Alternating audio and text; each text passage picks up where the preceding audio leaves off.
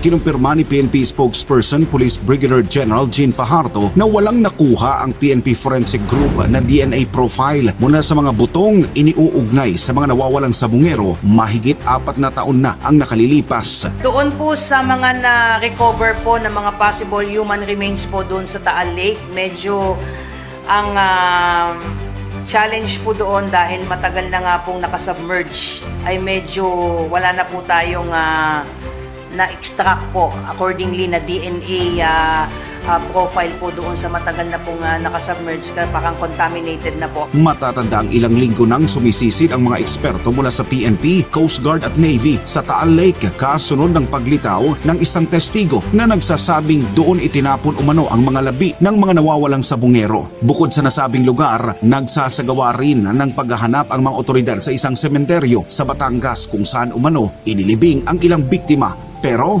yung 3 cadaver po na na-recover po sa isa sa sementeryo po sa Batangas, 3 pong DNA profiles po ang nakuha po doon, 2 lalaki po at 1 babae po.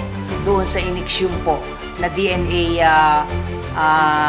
doon po sa mga buto po doon sa sementeryo. However po ay negative po doon ang matching doon sa 23 DNA reference po doon sa mga who came forward and provided po DNA profile. Nito lamang nakaraang buwan, inamin ng PNP Forensic Team na imposibleng makakuha nga ng DNA profile mula sa mga butong natagpuan sa Taal dahil na rin sa matinding kontaminasyon bunsod ng mga naitalang volcanic activities ng Bulkang Taal sa nagdaang mga taon.